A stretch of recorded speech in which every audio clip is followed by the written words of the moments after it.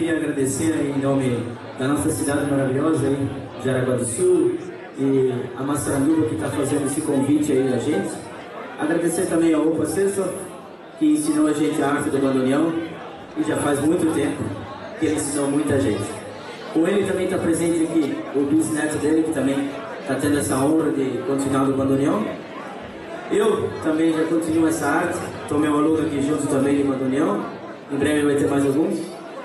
Seu Herbert também está sempre junto com a gente nessa cultura alemã aí.